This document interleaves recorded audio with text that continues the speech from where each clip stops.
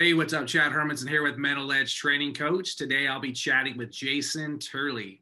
Jason played a few years in the minor leagues. He has two successful young athletes, young kids in Gavin and Noah Turley. They're going to be studs playing in the minor leagues real soon. Even though they're still amateurs, they have a lot of potential. But we're going to be chatting with Jason Turley. He's got some awesome app that we're going to take a look at in regards to scouts and how you as a parent are going to be able to have your kid be seen more by scouts throughout the country and be able to just be shown more and showcased more. So enjoy this conversation and this show with Jason Turley.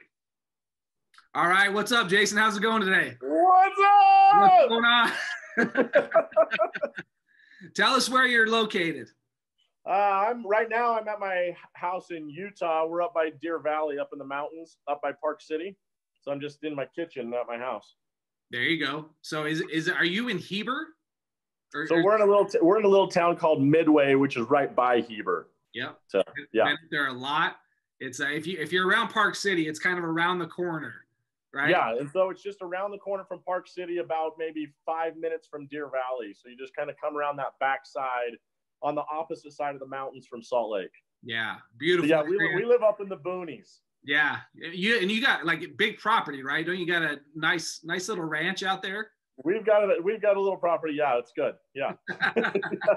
I've seen some posts of your boys and stuff on tractors and like, yeah, Gavin's doing this today. He's in a tractor building a batting cage or whatever. Yeah, they're like, Dad, why do we have to do this? I'm all, just do it. Just shut up and do it. Just go to work. Yeah. Awesome.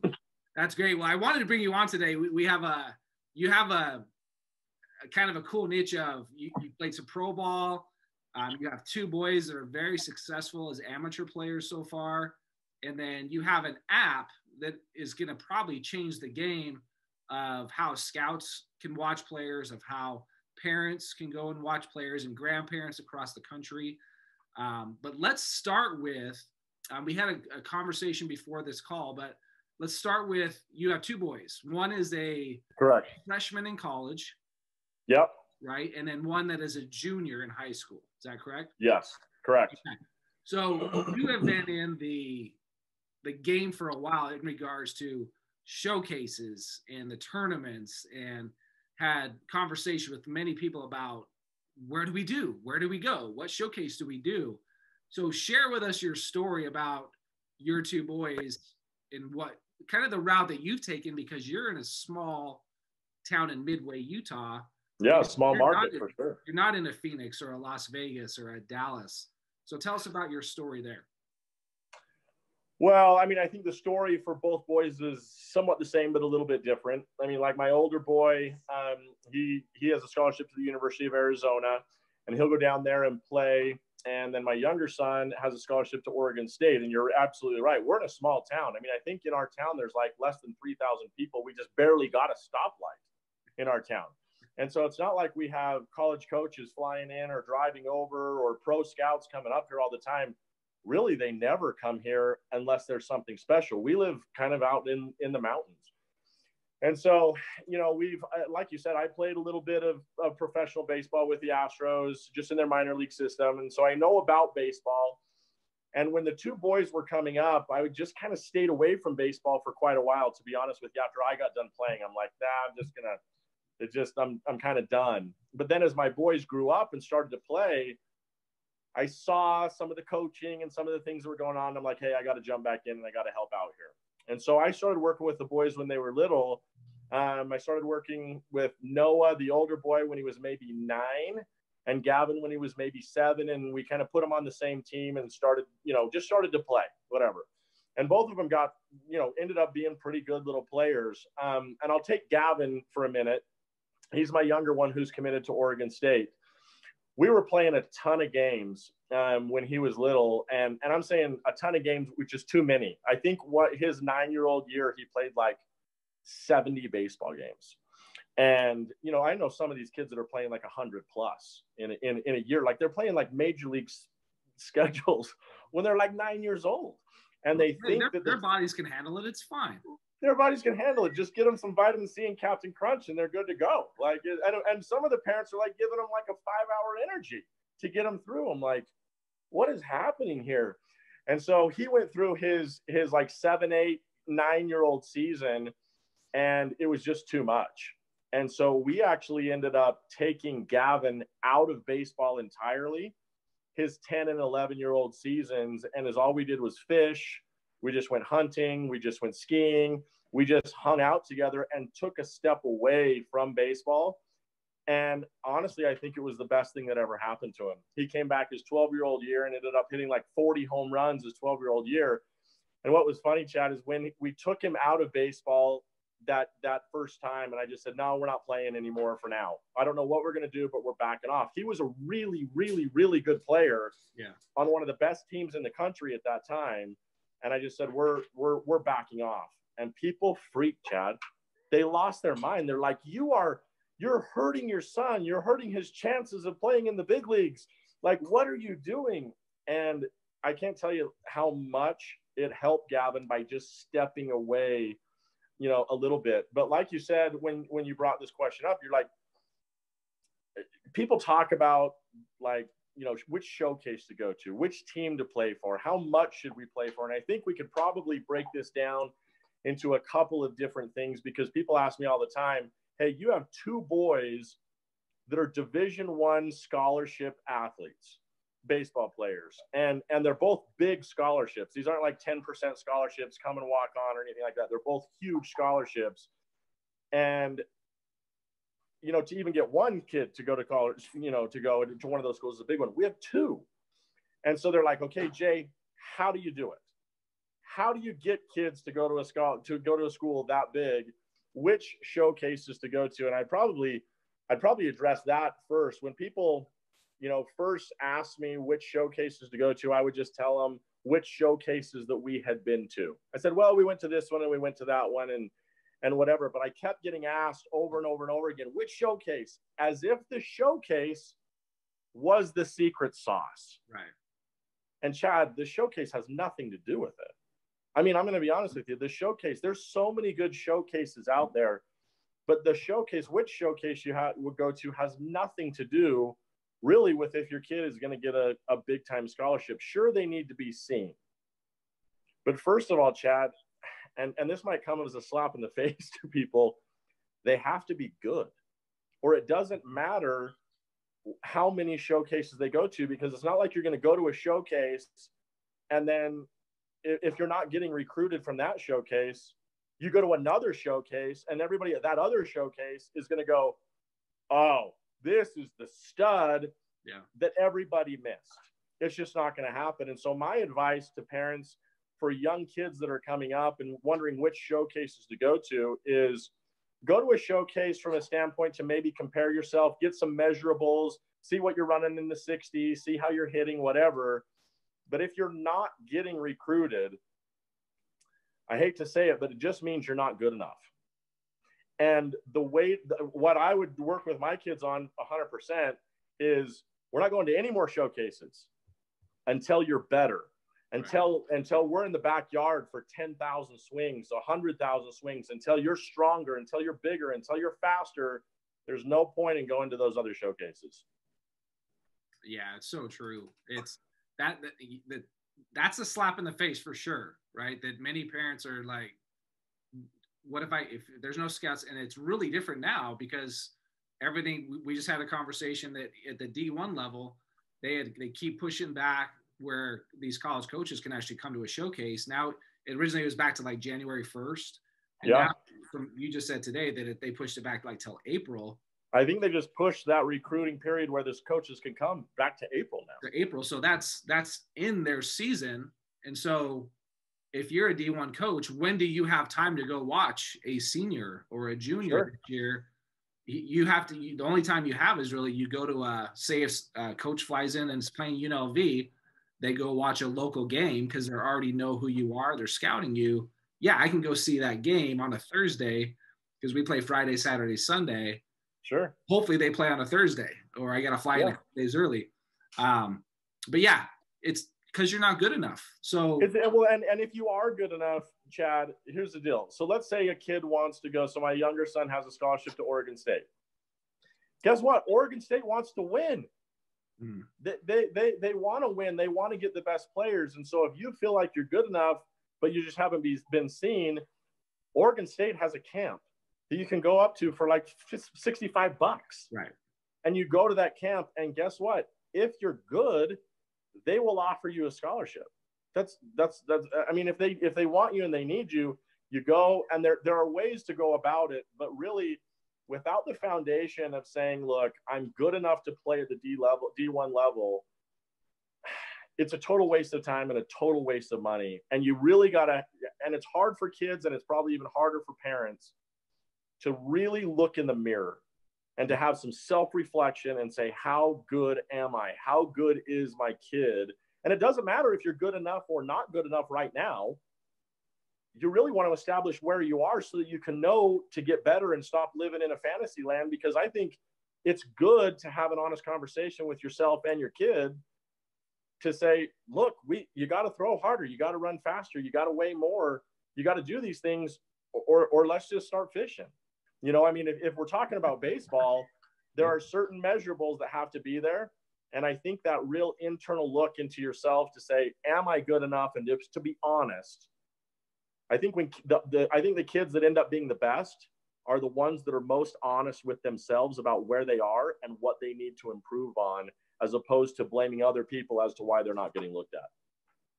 Absolutely. Yeah. Self-evaluation is critical. And sometimes when you're young, you don't know what that looks like. And sometimes you do end up going to that showcase with maybe your scout team, your club team, and you play at one of those tournaments, and you're like, man, I got dominated by every pitcher that threw to me as a hitter. Maybe I don't belong at a D1 level, right? Yeah. Maybe and I want to be clear, Chad, I'm not bashing showcases in any way. I actually think they're great and a great place for people to be seen. And the fact that like Perfect Game and these guys are putting together showcases where you can be seen, and these travel ball organizations, I think it's fantastic. And it didn't even exist when I was growing up. When you and I were going through it, we didn't have that. I'm saying these things are an opportunity to be there. Just be prepared to walk through the door when you get the opportunity. And if you go to a showcase and you're not getting letters from the 7 schools that were there, it's not because of your neighbor. It's not because of your mom. It's not because of your dad. It's not because of your coach. It's because of you. It's just you're not a good enough player, and that's not a bad thing. That just says, hey, what kind of character do you have as a player, and can you look internally and say, okay, I got some work to do, and that will never happen again. And then in 6 months, go to another showcase and get picked up. That's it. You know? Yeah. There's a John Wayne movie called Big Jake that it's out, and it's a great movie. It's, old time movie. And there's a quote from that movie. I won't go into the scene, but there's a quote in that movie that says, "My fault, your fault, anybody's fault." And I have my boys have that as like a little sign up in their room. And basically what it's saying is, if you don't get where you want to be, it could be my fault. Chad, it could be your fault. It could be mom's fault. It could be dad's fault. It could be my coach's fault. It could be everybody's fault. But my fault, your fault, anybody's fault, you're the one that's not getting the scholarship. Right. You're the one that's not playing at the next level. And so I think when kids kind of just say, to hell with everything, I'm taking care of my own future, end of story. And I'm going to put on the weight. I'm going to put on the size. I'm going to get with the right trainers. I'm going to do this, or I'm going to die trying. That's when kids start to progress, and they really kind of separate themselves from kids that just keep going to showcase after showcase, thinking that they're going to get picked up. Yeah. And going to showcase without actually putting the work in between those showcases to get better. Total waste of time. I mean, it's just like living in a fantasy land. And honestly, if you're not ready to go to a showcase, you're showcasing how bad you suck. Yeah. You're just getting crossed off the list. Yeah. Yeah. Yeah. So don't keep going. Yeah. Go to one, get your measurables, and then go home and work your tail off. Yeah, no doubt. Let's talk about Gavin, you let them have a couple years off. You kind of go fishing and hunting and doing your thing, which I think is fantastic. Because again, back to those 9, 10, 11-year-olds, there's a part of me that doesn't like there's a part that I'm okay with, that you're on a club team, a scout team, or whatever team. Great. Yeah. You're probably learning from good coaches, a lot of former players, major league and minor league. Yeah. High school. Some of those guys are coaching those teams and they're learning the game correctly, which I think is great. But there's got to be time off with these 9, 10, 11, 12-year-olds. They can't play 10 months out of the year, right? Yeah. We've had this conversation multiple times. Now, for you with Gavin, you gave him some years off, and then he committed to Oregon as a freshman, right? To Oregon State. To Oregon State. And you have, I guess you could say, mixed feelings and emotions about that, because it's really cool to have that kind of taken care of. But fast forward now, it's 2 years later. How do you feel about that? Do you think, was that the right move, committing as a freshman? Because there are kids doing that. What's your take on that? Well, and kind of back to what you're saying with all these kids playing a lot, before I address the Oregon State thing, is like, I think, somebody made a comment to me and they're like, kids are so much better these days than they were back in your day. And I go, so are they throwing like 120, 125? Like, what do you mean they're so much better than Nolan Ryan? Like, what do you mean players are better than they were back then?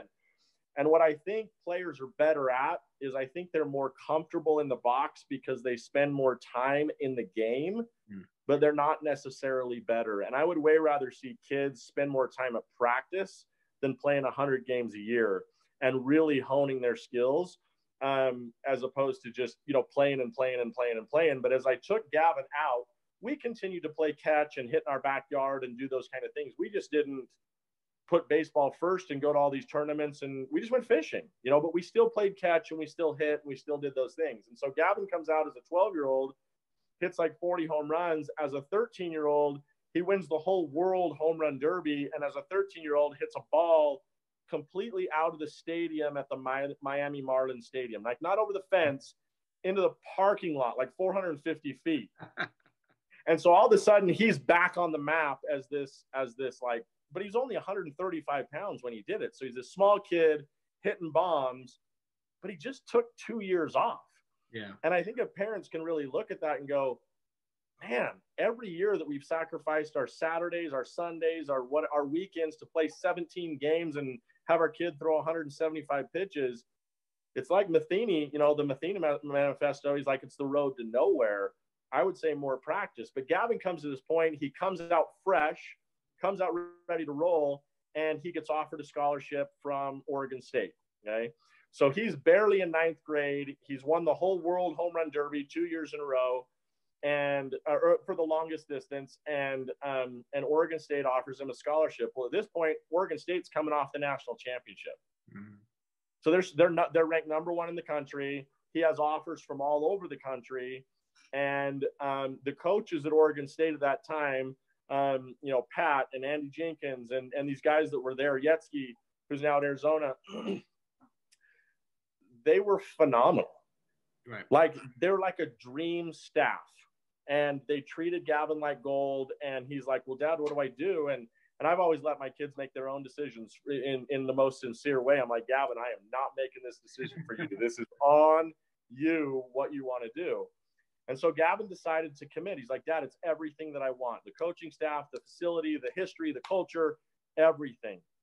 And so he commits and is all excited. But things can change when you're in ninth grade to 10th grade to 11th grade. I mean, things change when you're in the minor leagues from one year to the next, let alone from when you're in ninth grade to when you're going to sign as a senior. Okay.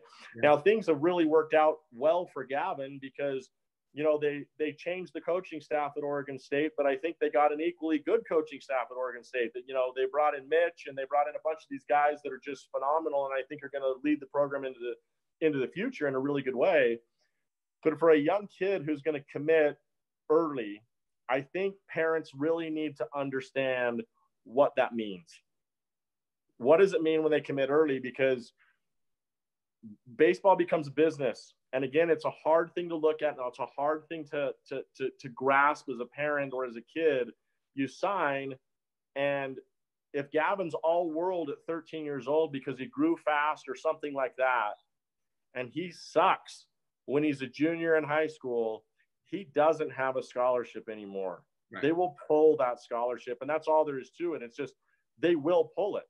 And I think a lot of these kids commit early to be able to flex with their friends, to be able to say, hey, I committed.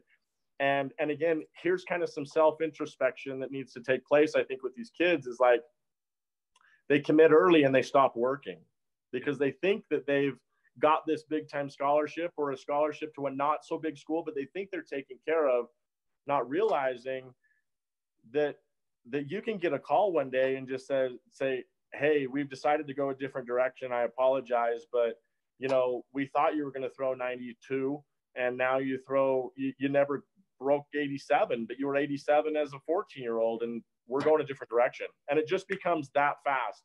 And so I think it can go two ways for kids is I think it can motivate the right kid to try to be good if he's at a big school going, hey, I've got a lot to live up to, so I've got to work my tail off to get there. But from what I've seen more often than not, things change in a negative way for players. And so my advice to kids or to parents would be, if your kid's good enough to get a scholarship and he's in 9th grade, wait. There's always money. There's always money for the good kid. Right. If your kid's good, they will find money. And I would say wait, because you don't know what's going to happen with the coaching staff. You don't know what's going to happen with players that commit or decommit to that program. You don't know where you're going to stand because you might get there and your kid's a first baseman and, they sign the number one first baseman in the whole country. Now, where's your kid at? Like, I just think that people need to leave themselves options. And if you're good enough, you're still going to go play. If you're not good enough, then you needed to work harder. And it just becomes this catch-22. And I think the same way about the minors, Chad, like when kids are getting drafted, because most of my boys are kind of draft potential picks. And they're like, Dad, when do we sign? At what price point? How am I signable? And I've talked to them about, it's got to be like life-changing money for you to sign. Otherwise, you go to school. Because if you're good enough to play and make it to the big leagues now, you're going to be good enough to make it then. And if you don't make it when you're a junior, you would have fizzled out in the minors anyway. Right. And now you got your education to go with, and you got those things. And I think it's the same way as a 9th grade kid or a 10th grade kid. The trend is to commit so early. And that's all it is, Chad, is it's just a trend. It's just a trend that everybody's got the FOMO. And they're like, why hasn't my kid committed? Well, if you know you're good and you know what you're like, if you're good, and you're going to get picked up. But committing early, I just think has a lot of negative outcomes that can come from it that parents and kids don't realize. They just don't. And if you're good, there's money all the time. I mean, my son, Noah, just got his huge scholarship to Arizona and he's already graduated. Wow. Yeah. So, yeah, no, it's interesting how families can get caught up in that. And it seems like I haven't really heard too much about that freshman or that 8th grader, kind of, or even sophomores, I would say, if you're like considered a dude or could potentially be a draft guy comes senior year, sophomore year, you kind of have an idea like this guy's got some talent, right? He can play, he's got some skill, or they're just late bloomers and they don't really show up. That maybe they're playing some JV freshman year, they make varsity their sophomore year, they're pretty good, and then they have a huge jump junior year, and then even into senior year, and now they're a dude. So there's late bloomers. And I know college coaches all know that. And it's the early bloomers that I worry about, Chad. Yeah, those are the guys that I worry about. They grew, they're 6'2", they're 180 when they're 13. They're throwing 85 miles an hour when they're 13, and it looks like, man, this kid is projectable as can be. Let the orange ripen a little bit. Yeah. Let the orange ripen and just see what it is going to be, as opposed to just jumping on the first thing. And I honestly think that, most of the time when kids jump on like an initial really quick offer, it's, and this might sound bad, but it's because they're not really confident in themselves. And so they think, well, oh man, I got the scholarship, I got to lock it down, not realizing you're not locking down anything. Right. You're just committing, and maybe actually getting some other coaches to not look at you anymore because now you're committed to, you know, whatever state university or whatever. Okay. Yeah. And let's talk about Noah. So Noah's your older boy. Yep. Would you consider him a later? Because he's huge now. He's a big dude, tall. Yeah. I'm assuming tall, skinny as a younger kid. What was his progression like? So his progression was a lot like his dad, somewhat of a late bloomer. And so he was always tall, always skinny. He's just between 6'4", 6'5". Right now he sits at about 220. And so, yeah, he's a big kid. Looks like a tight end. What was that? Looks like a tight end. He really does. Yeah, for sure. And so he was always like a hitter growing up, you know, pitched a little bit, but was skinny. Like I'm saying like 6'4", 175 pounds. Yeah. But threw pretty good. You know, he's like 85, 87, something like that. You know, pitched in some games, but usually he was hitting bombs. I mean, he was hitting. But then it wasn't until, and so he ended up getting a scholarship to a major Pac-12 Division I school, which was not the University of Arizona, when he was a junior, as a pitcher. But that's when he was 175 pounds, and I think he touched like 91 or something like that. Mm-hmm. But he ended up putting on like 40 pounds and became a whole different force to be reckoned with. And it just happened. And, you know, he started eating a lot, you know, eating a ton, doing some stuff to build his testosterone, like eating oysters and some crazy stuff that he ate like 60 oysters a week, like raw oysters. Okay. It's supposed to boost your testosterone, and did some other kind of funky stuff, but he blossomed. And so now he had an opportunity to basically have his pick of where he wanted to go in the country. I mean, people came out of the woodwork, and it's interesting on how many people I've heard say that a college says, we just don't have any money. I'm sorry. We just don't have any more money. We used up all of our money. We did this, that, the other. And then to see Noah as a senior, when he was already committed to a major Pac-12 school, how many schools came out of the woodwork to say, hey, we'll offer you something. Now he's a senior? I thought all the money was gone.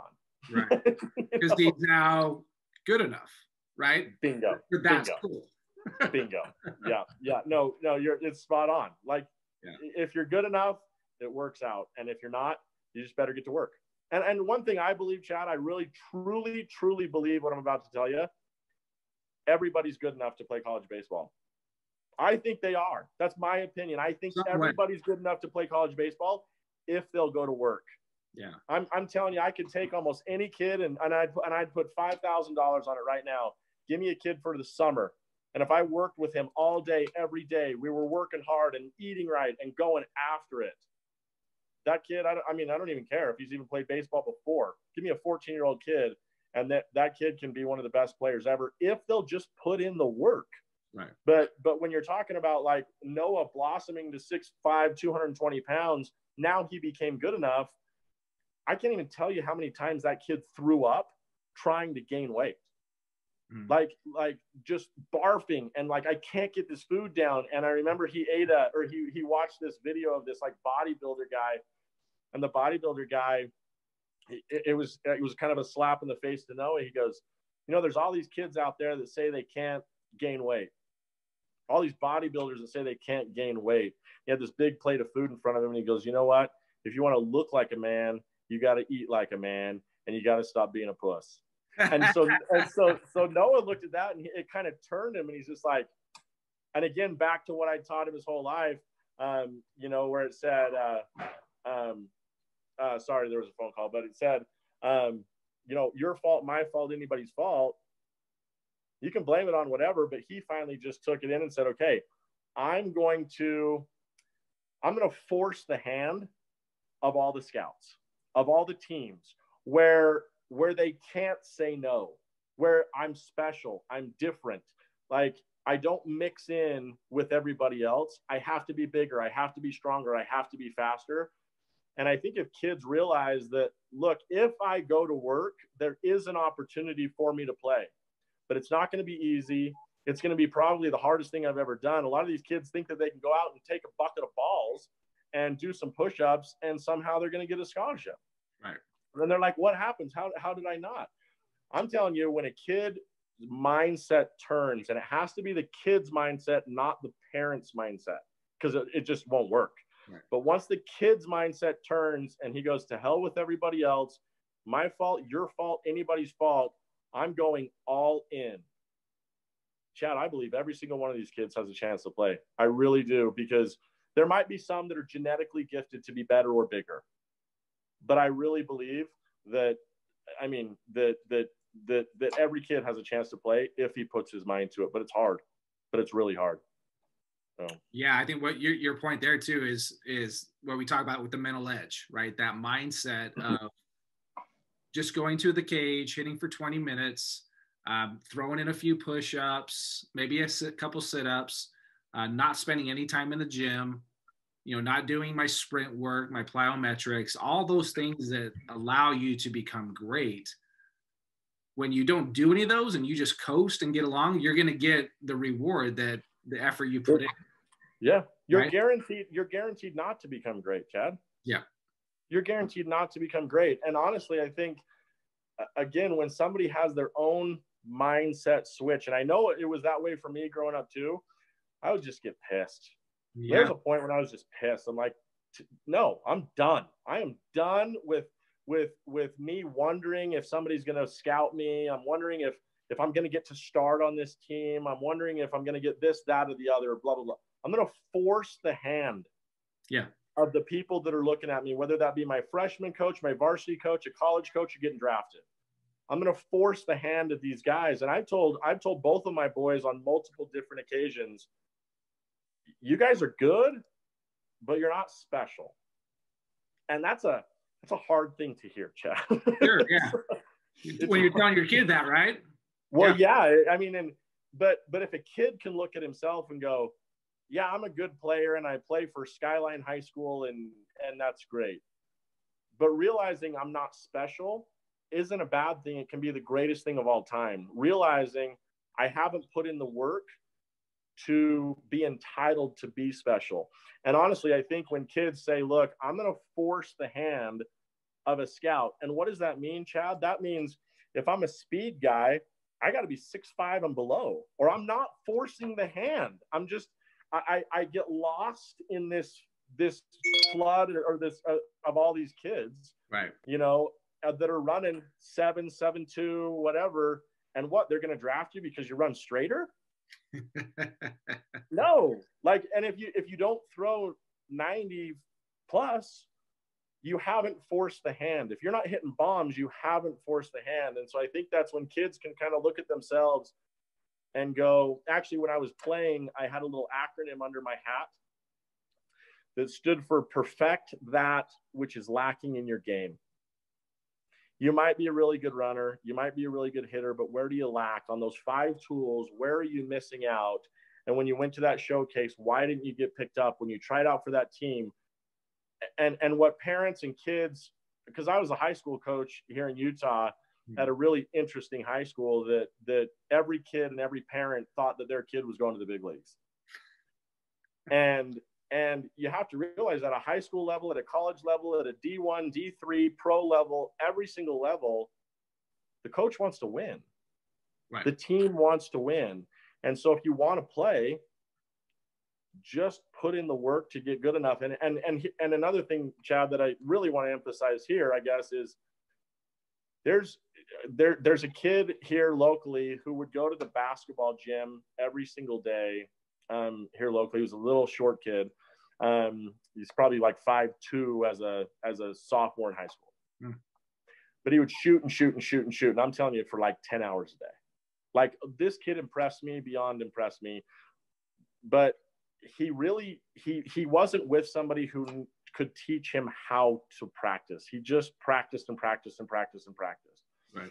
And so what I want to emphasize is that kid was great, but he never got really, really great. He never got great enough to actually play. Even though he's 5'2", if he would have had the shot, you can still use a kid that can shoot. Right. In story.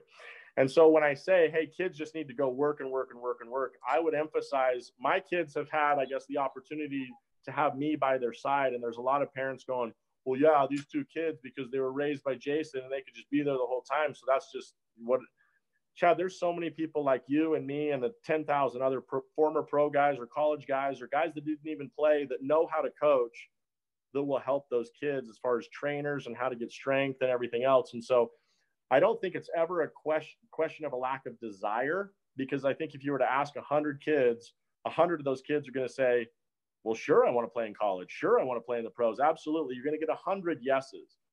It's never a lack of desire. I think a lot of times it's a lack of know-how, which kills the desire, because they'll start working. They don't see a lot of progress and they're like, screw this. I'm not doing it. And so I would emphasize, if you're a parent or a kid that doesn't know what to do or how to practice or how to set up a tee and work off a tee for an hour, and you just stand up and swing as hard as you can, really get with somebody who can help you so that you're efficient in the work that you put in.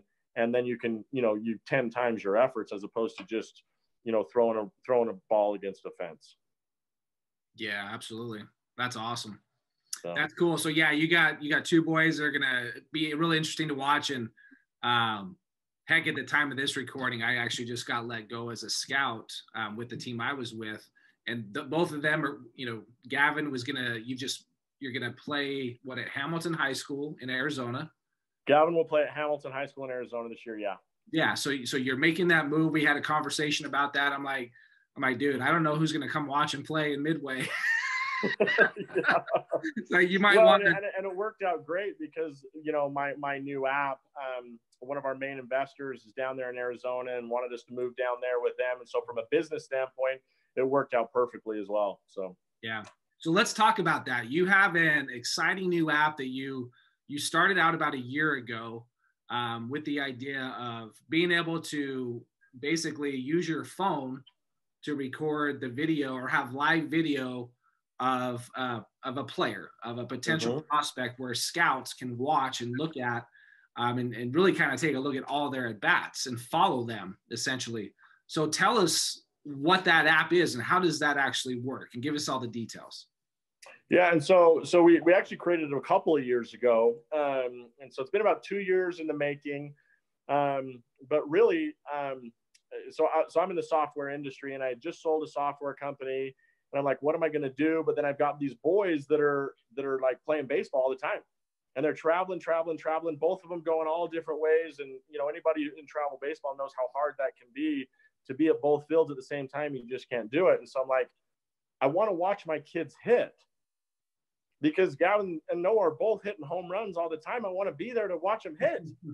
And so my wife's at one game, I'm at one game, and we're trying to stream it. And I'm like, there's got to be a better way. And so I went into the marketplace, looked to see if there was a streaming service that would allow us to do it. But guess what, Chad? I don't want to stream a whole baseball game. No. I don't want to stream a whole baseball game. I just want to watch them hit. Right. And I don't want to be checking back to a stream to say, is he up? Is he not up? Just what's going on. So anyway, long story short, we created an app that allows us to do just that. And so I would go onto the app, I would follow Gavin, or I would follow Noah, or I would follow another player that I want to follow. And when that person is now up to bat, whether they're in Georgia and I'm at home, or Noah's in Florida or Arizona, anytime during the day, I would just get a notification that says, hey, Noah's up to bat right now. I click the link and it takes me right into the live stream of him hitting, and I get to watch him hit. Whether he strikes out or hits a home run, it doesn't matter, but I get to be there and watch him live for that 2 minutes.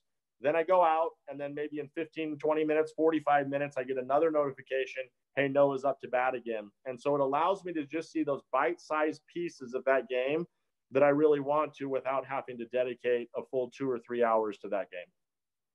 Yeah, no, that's so cool.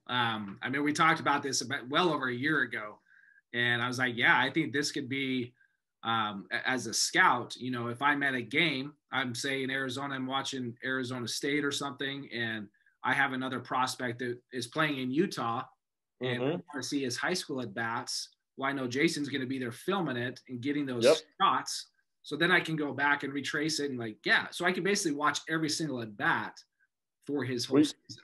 You can watch every single at bat and archives every single at bat as well. Yeah. And so it keeps every single at bat. And from a scout standpoint, whether it's college or high school, scouting another team before you play them, or in scouting in the big leagues like you did, I've had so many scouts say that this is going to totally revolutionize the way scouting's done, because now you can actually sit on your couch and you can scout 10, 20 different kids, and you get to see every single at bat, as opposed to just the 3 home runs that his dad sent you through an email saying, hey, this kid's a stud. And I'll remember when we were first developing the app, there was a major Division I school that was there watching Gavin, and I had the app going, and they're like, what is that? And we were just still in beta, and I was telling him about it, and he goes, that's the greatest thing I've ever seen. He goes, I actually want to see Gavin strike out 4 times in a row. Right. And I'm like, what are you talking about? And he goes, I want to see the substance of who Gavin is as a player. He goes, I already know that he can hit the cover off the ball. I already know that. That's a given. We know it. But this game is a game of failure. And I want to see when he strikes out, does he F-bomb the umpire? Does he throw his helmet? Does he act like a jackass? What does he do? Or is he somebody that we actually has the character that we want to give $200,000 scholarship to? Right. He goes, we get to see the substance of what a real player is. And I think it's an app that a lot of kids love. It scared a couple of kids away because it exposes kind of the prima donnas. They're like, that's a great conversation, right? Because I know as a scout, if I go and watch a game, I see 4 at bats. I'm like, man, he was 3 for 4 that game. He was pretty good. Right? Yeah. And then I go back in, and maybe a week later I go check it in. I'm like, watch the next 15 at bats, and he's like 0 for 15, 8 punch outs. I'm like, well, what it does is it balances it out. Where it totally does. Man, I saw him really good. Cross checker comes in, is like, man, he wasn't very good when I saw him. So now you have an in between already. Mm-hmm. And a national guy comes in and says, oh, I saw him. He was really good. And then a scouting director comes in and is like, he wasn't very good. But it paints a picture, and it gets the whole piece of the puzzle together, where you can't see every live at bat, of course. It tells you what the true substance of a player. It's the truth is what it is. Yeah. It's the truth. I mean, maybe we should have called the app that, the truth, But it was really developed for like grandpa who's in Ohio to be able to see his grandson in Arizona, and that they can connect and that they can see. And, honestly, with COVID right now, it's kind of crazy for our app, because nobody can go. A lot of people can't go to the games, or a limited number of people can go to the games. But now everybody can be a part of those at bats without having to be right at the games. And so, no, it's pretty exciting. We've met with the biggest baseball organizations and all the way down to, small travel ball organizations, and it's going great. People just seem to love it, just because, again, mom can be home in their kitchen where I take Gavin to Georgia to a tournament, and she loves Gavin. She wants to be part of Gavin, but we have these other kids. Everybody can't be to every game. Right. That this allows her to be part of every single at bat and go in and comment and say, Gavin, good job. I love you. And then he picks up his phone and he sees there's a note from mom within the app. And it's just a really cool thing to bring people who haven't been able to see those at bats into that live action. And so that's why we built it. And is it going to be built? So basically, Gavin, as your son, let's use him as an example. Yeah. Anybody can go in, they get the app, they can pick who they follow. Correct. And then, like, I can follow Gavin, I can follow Noah when he's pitching. So, So it's like social media in a way where you get followers, you can have comments. So it's kind of a Facebook app, if you will, that can video all the games. I mean, Facebook kind of a mix between a Facebook and a TikTok and some of these things. But it's you go in, you follow Gavin, and it's a little different from a normal app, because if you went into Facebook and then you follow Gavin, you'd be like searching a whole bunch of other stuff. You can make posts, you can kind of engage. Our app's just different. It's really simple. You go in and you follow Gavin, and then you just wait. That's it. Yeah. You just wait. And then all of a sudden notification when he's up. Is that? And then you're out at dinner somewhere and you're scouting Gavin, and you're like, oh, Gavin Turley's up to bat right now. Right. Click on it and you can watch it for 2 minutes, download it to your phone. Hey, I want to save that at bat. That one was a good one. Right. And obviously the mom or dad, whoever is recording their at bats with their phone it's potentially a mom or a dad at the game, or it's like a perfect game who already has it set up, or it's an NCAA game or a Major League Baseball game where they already have a feed, and then our app just ties into their feed. But if it's at a game where, you know, it's 9-year-olds that are playing, yeah, mom's just put her phone up on the fence, hits a notification, it notifies grandma and Susie and Joe and the brothers, hey, little Johnny's up to bat. They get to tune in, they get to tell him how cool he is, and then it's over. So if there's not a broadcast already going in place, you can broadcast directly through your phone through the app. Man, this is going to be huge. Cool. Yeah, it was cool. When we first did it, we went out and we went into the marketplace. We found that there was a market for it. When I didn't do it, people were kind of freaking out saying, hey, are you going to film? Are you going to notify us? Are you going to do this? And so once we found out that there was a pretty good market for it, we went out and we got a patent on our technology, which allows us to go into really any sport. It's not just for baseball, but it's any sport or event that lasts for 2 or 3, 4 hours. But you're only there to watch like 3 or 4 or 5 minutes in clips, like a cheerleading competition, a swimming competition, you know, something like that. One of our biggest markets will be cricket, because cricket's the second biggest sport in the whole world, but their games actually last like 2 or 3 days. It's like you don't stop until the game's over. And so, yeah, we think a baseball game lasts a long time. Cricket lasts like 2 or 3 days. I can't even imagine. Yeah. No. That's really really cool. Yeah, it just brings people together. You know, it just allows people to connect, you know, through these little bite-sized pieces of entertainment that people want to be a part of but can't. Okay. So what does it look like? So it's going to be, I'm assuming, a paid app, right? It will be a paid app. Yep. What does that look like price-wise for it? It depends on if you sign up. So there'll be tiered pricing. You can sign up for a per game or just for an individual, depending upon how many people you want to sign or to follow. Yeah. And then if you want like a family account, so kind of like a Spotify type pricing. Oh, okay. But you know, like $10. Yeah. So yeah. Cool. That's gonna be cool. Yeah. I'll make sure I get that in the show notes, and I'm sure you'll be, you know, getting that all out on your social media and when that comes out and everything. Yeah, we did. I mean, it was already out. We just rebuilt the new app, and we're going to re-release the new app on December 1st. So in 30 days. Yeah. And tell us the name again of what the app will be. The name of the app is UPNOW. UPNOW. Okay. Yep. Instead of Up Yours. Well, we thought about Up Yours, and we actually have a piece in the app that allows you to do the Up Yours thing. It's like this little emoji that you can send an Up Yours. That's awesome. So so you mentioned you got in the software business. So tell us, like, what you've had a lot of success there. What advice can you tell us about like a person like myself who's becoming now an entrepreneur and working with kids and building a business? What is the mindset of a business person and an individual like yourself? What does it take to be successful in business? You know, that's a great question. And I think it's a lot like these guys in their athletics. I think success loves consistency. And there's a lot of kind of entrepreneurs out there who want to be successful, or they want to play in the big leagues, or they want to do these things. And there's so many ups and downs. There's so many lefts and rights. I mean, even going over a logo for our company. Yeah. It's like 500 different variations of what it is. And then it comes out and you're like, that's the simplest thing ever. But it just takes time and it takes consistency. It's like, I mean, I remember when we were living in Arizona and we had a swimming pool and we went to go fill up the swimming pool and they're like, yeah, just put the hose in there. I'm like, what? Well, you guys didn't like program it in so it like shoots out like a hot tub. You know?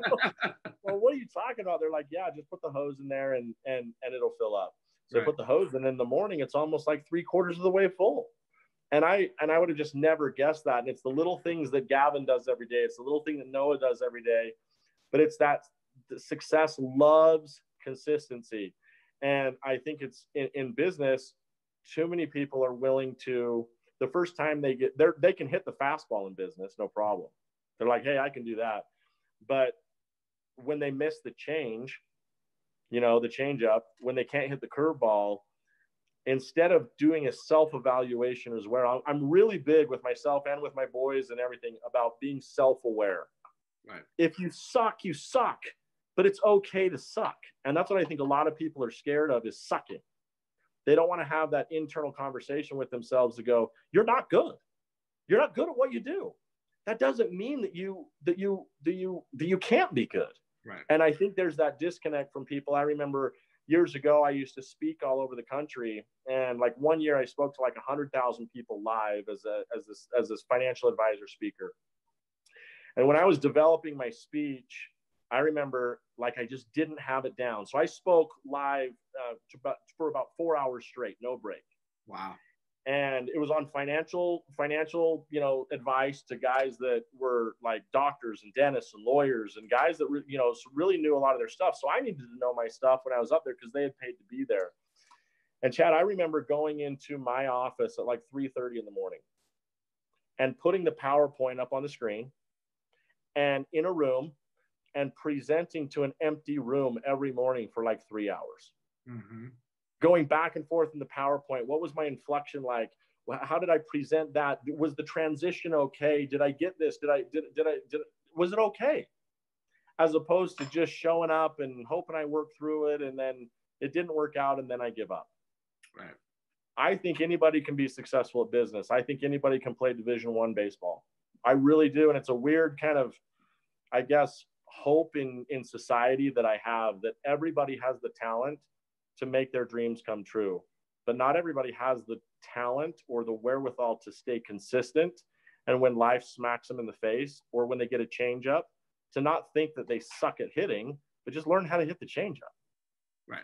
And so I mean, that's kind of broad advice, but I think get a mentor. Like I told these other kids earlier, don't just go shoot for 10 hours a day. Get a mentor who can work with you on stuff. Get a coach. And then get a coach. Absolutely. Get a coach. You're an idiot if you don't get a coach. You're insane. You're arrogant if you don't get a coach. Bottom line, because I don't care how much you know or how much you think you know. I'm telling you right now, like I've been to some camps and stuff like that with kids, and they're like, their dad's like, that camp sucked. That wasn't worth the $300. And I'm like, so did you guys learn anything? Well, yeah, we only learned this one thing, how to turn the double play. That was it. I'm like, you got to be kidding me. Like, if you take away one thing for $300, right, it can change everything that you do. And I think when kids just try to do it on their own, or parents try to do it on their own, or business people, I've paid so many business mentors over the years that I can't even tell you, to say, look, what am I doing wrong? Right. Again, perfect that which is lacking in your game. And if you're not self-aware, you're going to be the kid that shoots at the gym for 10 hours a day and never goes anywhere. Yeah. You are. And I'll tell you a quick story. When I was coming up, do you remember at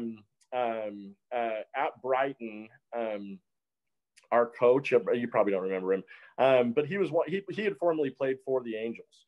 And I remember coming up when I was in like 9th grade, I wasn't very good at all, but I wanted to be so good. And I was out there and I was like hitting off a tee every day for like 3 hours into a chain link fence, just like bam, bam, bam.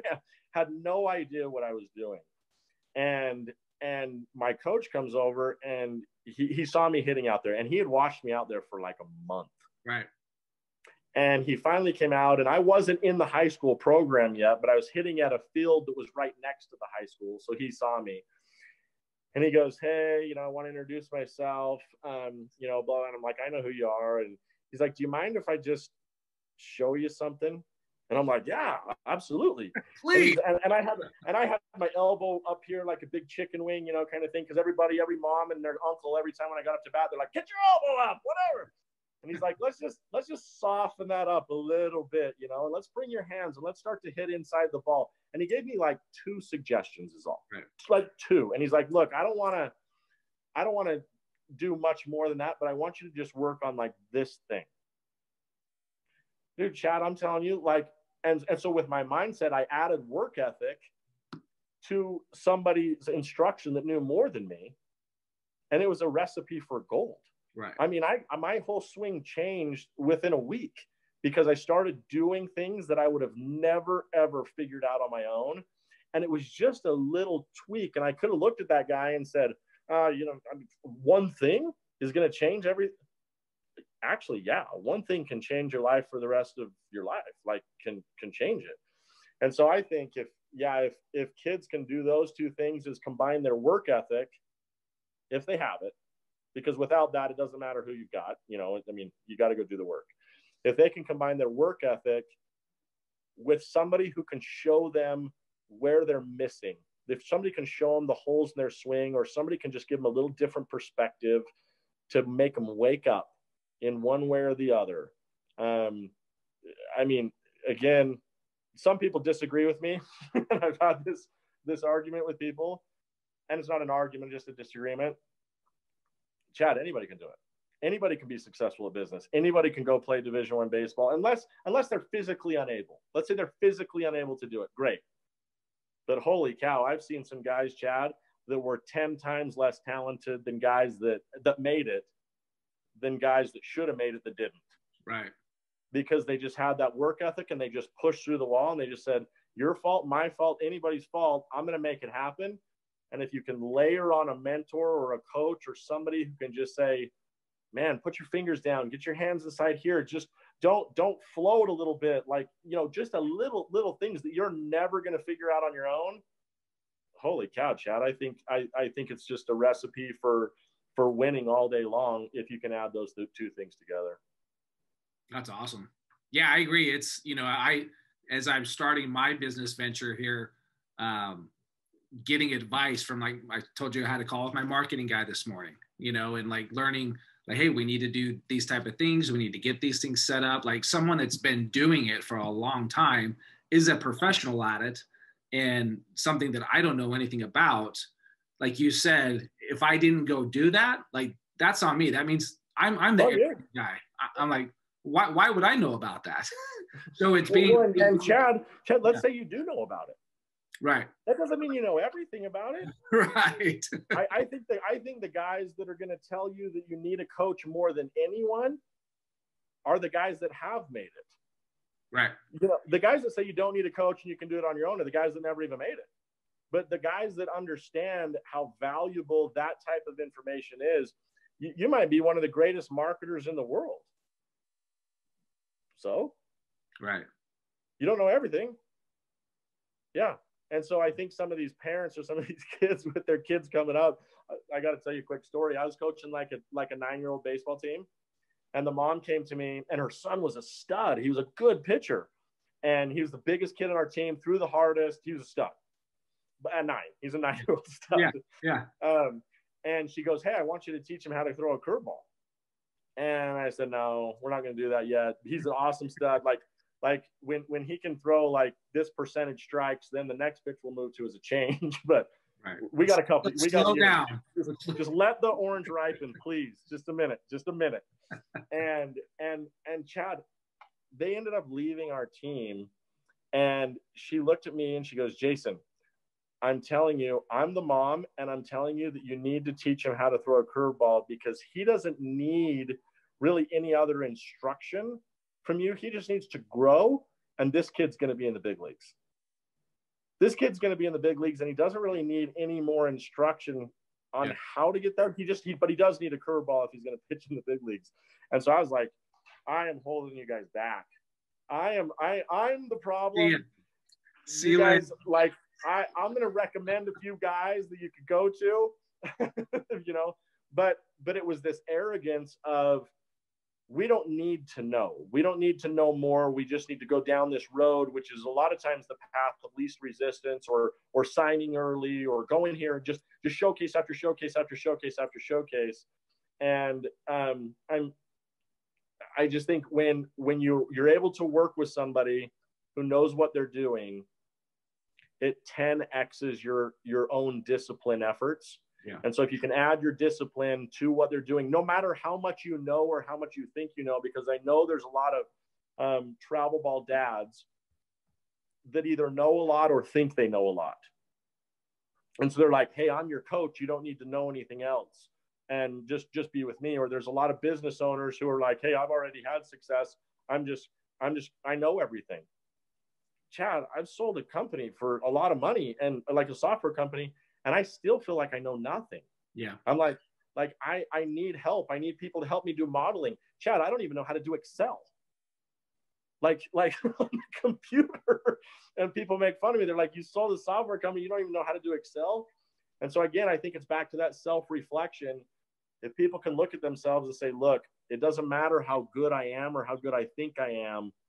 I need somebody there to point out the hole in my swing, that cares about my success, wants me to get to the next level, and is going to be honest with me. Right. And I think it's the kids who welcome the honesty without being a puss and getting all sad about it. If they're told, hey, you're just not good enough here, let's work on it. Those are the kids that welcome that, or those are the business owners that say, hey, look, I always want to better myself no matter how good I am. And just because I have somebody helping me doesn't mean I'm any less. It actually means I'm way smarter because I'm being more efficient at the way I'm going about it. I mean, there's a lot of kids that are going to work their tails off, Chad, and they're never going to make it because somebody's going to be telling them to keep their elbow up, and it created a huge hole on the inside part of the plate. Yeah. Yeah. So. That's awesome. That's great. No, I agree. I think, as long as I know that Tiger Woods, that Michael Jordan, that the best in the world as far as athletes are concerned. And then you also, when you start reading books about businesses and entrepreneurs, everyone has a coach. Everyone has to guide them and lead them. Because you're right. If you think you know everything, then that's just pure arrogance. That's pure ego. And there's no place for that. Like, it just and why? And why? Like, why do you want to know everything? Why do you want to be the smartest in the room? Right? Or why would you want to think that? I mean, if you don't know everything, that's okay. Right. Well, why are you supposed to know everything? Yeah, just say, well, I don't know. That's a great. I don't know. Yeah. Yeah, that's awesome. I wish more kids, more dads, more parents would say that, as opposed to, going to 14 different, like showcases, thinking that they've got it figured out. Talk to somebody who's been there. Talk to guys that are in the pros. Talk to dads who have kids that have gone through the program. Talk to people who know. Yeah. And then you don't have to take their advice. You don't have to. But one little thing might change your life forever. I mean, I know sometimes when I've met with my mentors and coaches, just having a little bit of a mindset switch, just like an inch, not like it was like this whole revival. I just got baptized in this new way of thinking. Just an inch can make all the difference in the world. And I'll give you an example of that. And it wasn't necessarily from a mentor, but it's this inch mindset. My son, Gavin, this year, he just had probably the best year that he's ever had in his whole life. Mm-hmm. I mean, he absolutely dominated this summer. Just hit after hit after hit after hit after hit. Last year, he didn't, Chad. Last year, he didn't do that good. But he's a kid with a scholarship to Oregon State.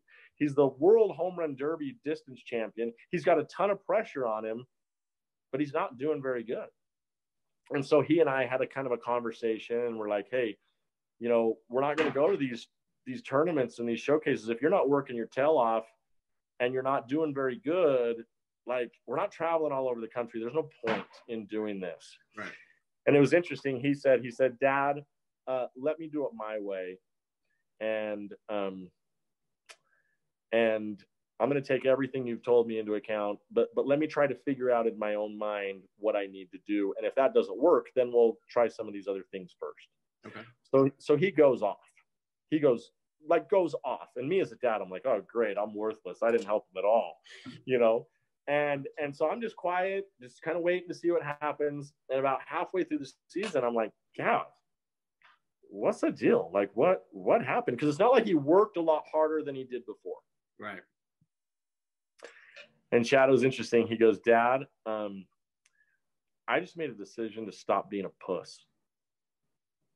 I said, what do you mean? He goes, last year, there was just too many things running through my head. And I was so worried about what other people thought, and like, am I going to hit a ball 450 feet every time I get up to the plate? And so I didn't want to swing unless it was a perfect pitch that I could go after and blah, blah. He goes, I just decided to stop being a puss and not caring what other people thought about me. And I'm just going to go be me.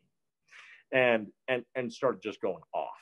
I mean, like off. And the only reason I bring that up, Chad, is because there wasn't a whole lot that changed, except for it was just a little thing. It was just a little teeny thing. It wasn't like he changed his swing. It wasn't like he got with a mechanics guy that changed his mechanics and now all of a sudden he's hitting bombs. He's like, oh yeah. It was his mindset. Yeah, absolutely. It was 100% his mindset. And he went from, I'm telling you, he's night and day a different player from changing his mindset 1 inch. Yeah. 1 inch. And he did that on his own. And he did that a lot. Also, you know, we talked about it. He's like, you know, I just kind of went over a lot of the stuff that we've talked about over the years and different things.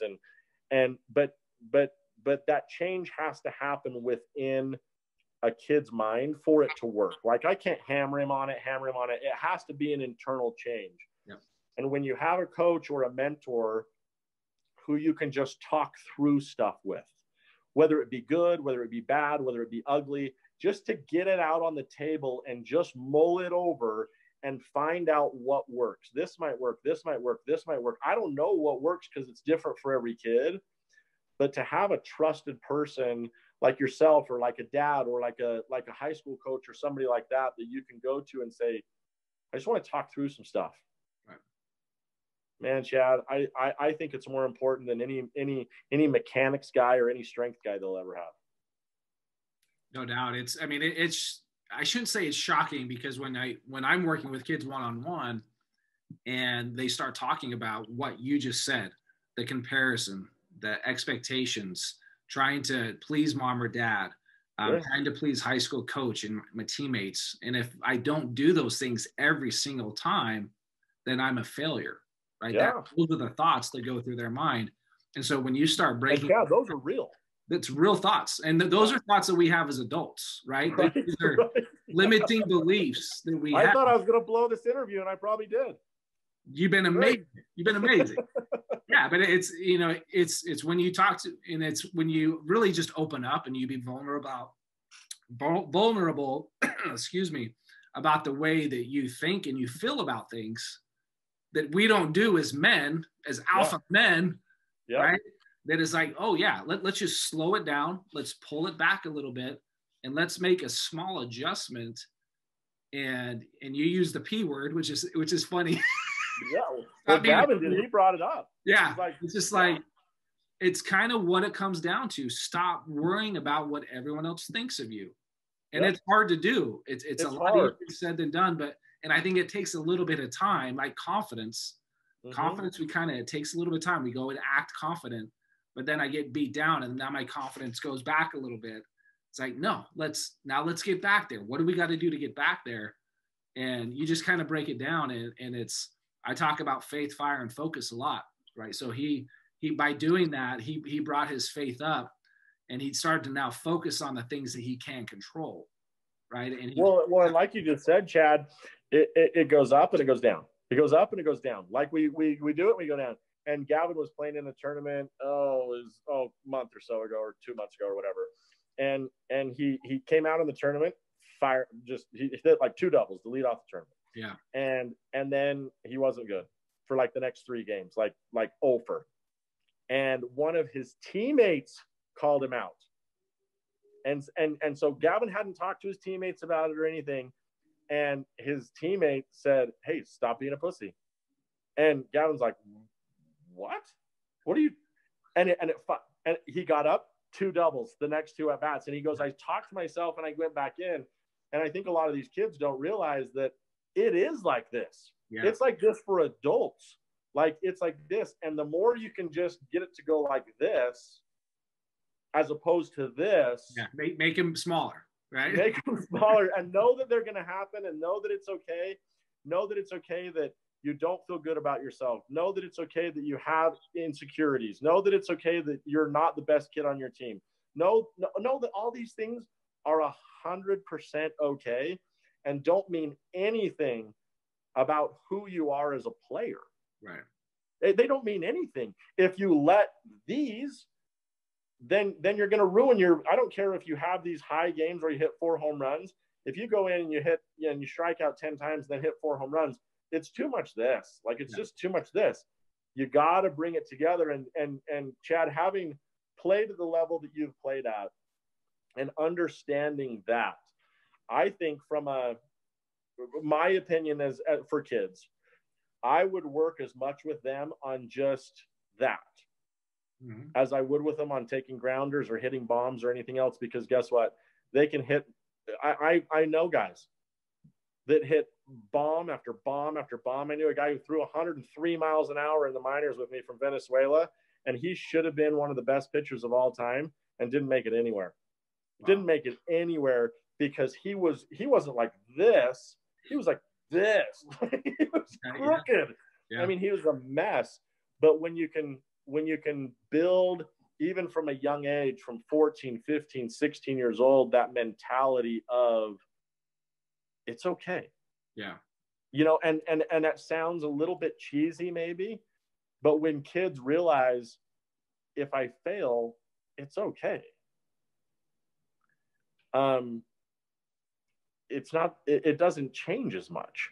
It doesn't spiral into something. It doesn't turn into something that's going to affect their game negatively if they're just like, no, I can control my mindset.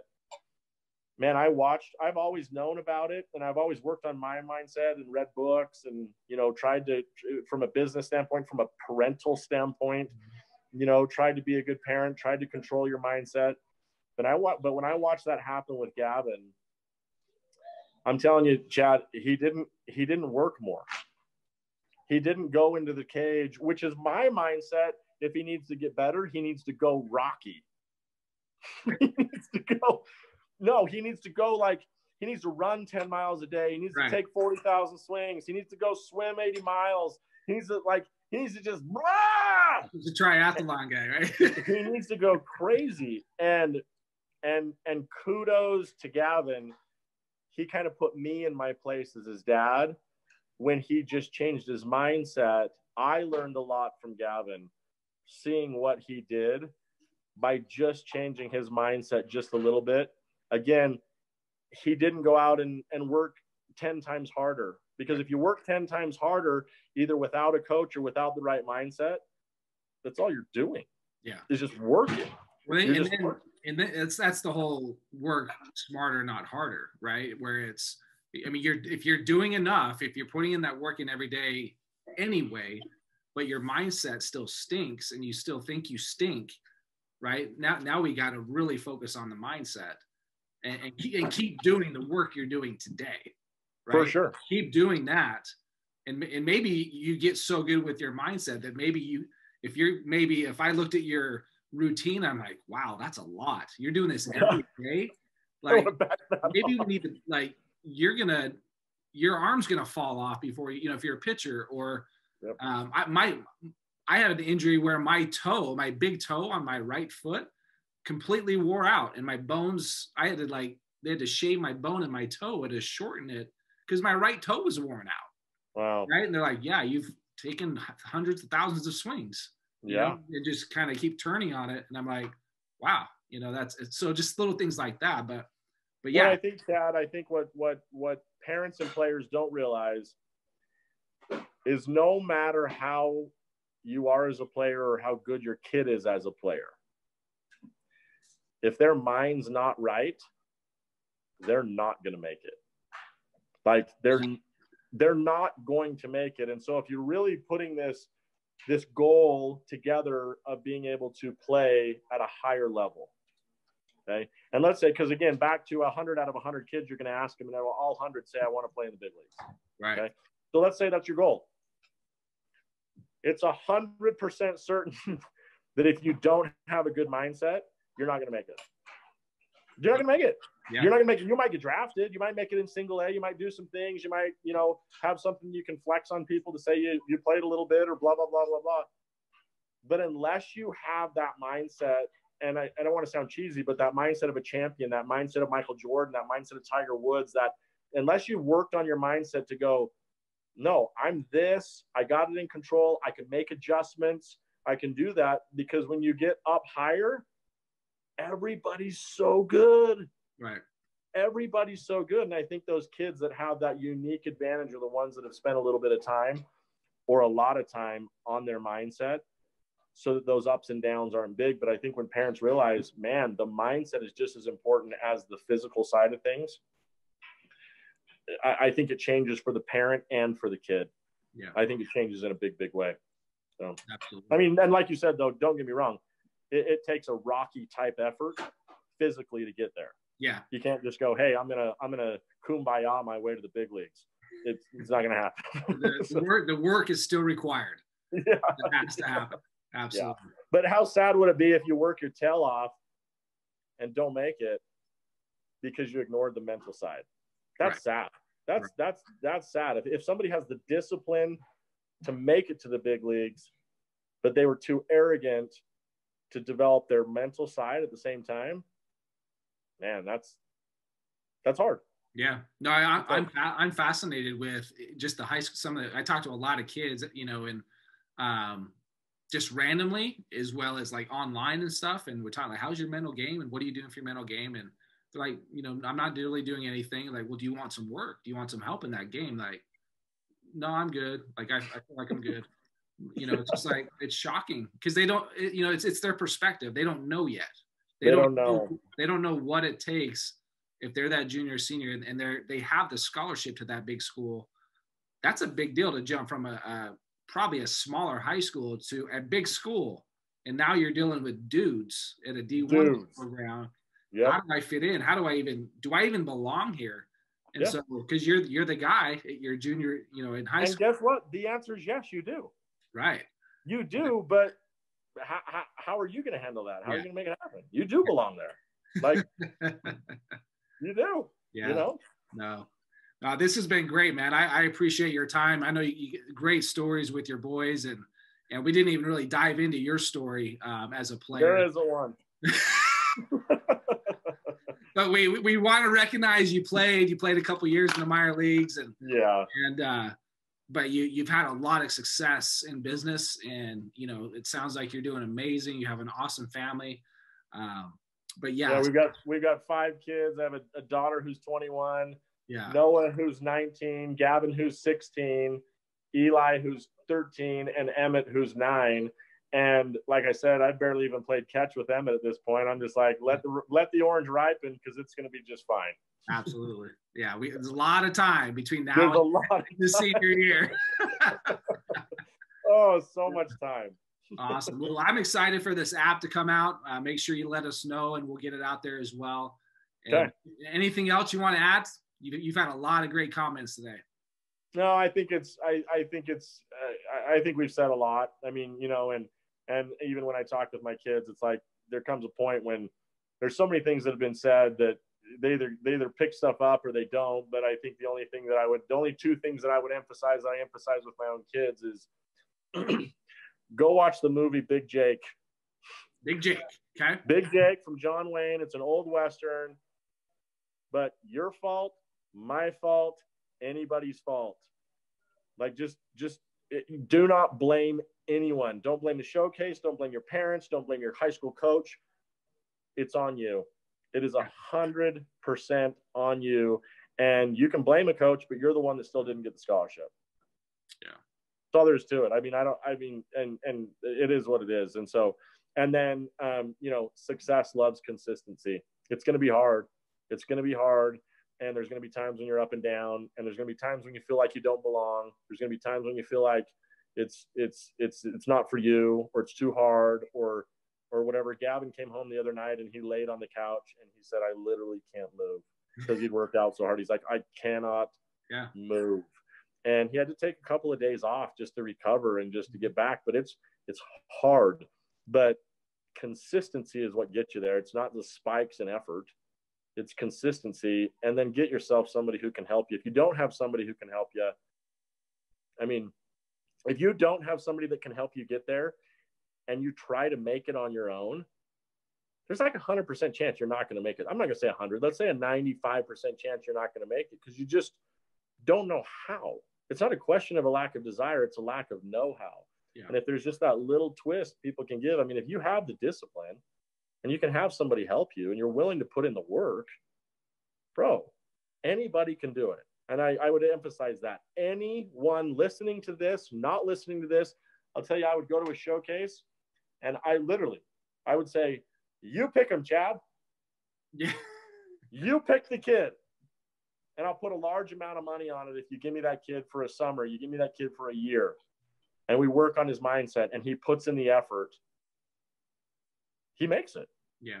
I'm not saying to the big leagues, because there's a whole lot of water that has to go under the bridge, whether you're good enough or not to get to the big leagues. But I'm saying he makes it. He gets a scholarship. He gets his dreams. He can accomplish anything that he wants to do. And you pick anyone, you go to the biggest perfect game event that there is, and there's 500 teams there. Chad, I'd do it. Put money on it. Right. Because if they have the discipline, they have the desire, and they have a mentor, jeez. I mean, they can do anything. Yeah. That's awesome, man. Well, dude, I appreciate your time coming on board. We're recording this on Veterans Day. I know you're not a veteran. I'm not. Thank you for all your service. I love the veterans. I love them. We love the veterans. But no, dude, have a great Veterans Day. Enjoy your boys. And we'll certainly be keeping up on them through the app and through social media. So, but yeah, stay in touch. And I appreciate you taking the time to come on the show today. Okay, thanks for having me on, Chad. It's always a pleasure talking to you. All right, brother. We'll chat with you soon. Thank you. Okay, sounds good, bud. Okay. See ya. Hey, guys. Hope you enjoyed that conversation with Jason. As you can tell, Jason's very knowledgeable in the game. A lot of experience, right, with his boys Gavin and Noah. So I want to thank Jason for coming on board and all the knowledge that he brought to this episode in regards to helping parents out and trying to kind of get an idea of, when I go to a showcase, do I just keep sending my kid to a showcase after showcase after showcase? Or do I just kind of have an idea and have a plan and pick and choose where I go, but making sure that your athlete is actually working in between each showcase, right? Is actually putting in that time and effort physically and then on the mental side. And speaking on the mental side, make sure you go to mentaledge.training, where I have launched my new website and my new membership for athletes. We're going at $49 a month, what allows you to do weekly calls with me. I have a video vault of over 40 videos in there where you can learn about the mental game on your own time. And then you'll have email access to me as well as these live weekly calls that we can discuss and talk about the videos that you watch during the week. So hopefully you enjoyed this episode. And again, make sure you go to mentaledge.training for all the information on my membership. So we'll see you in the next episode. Take care.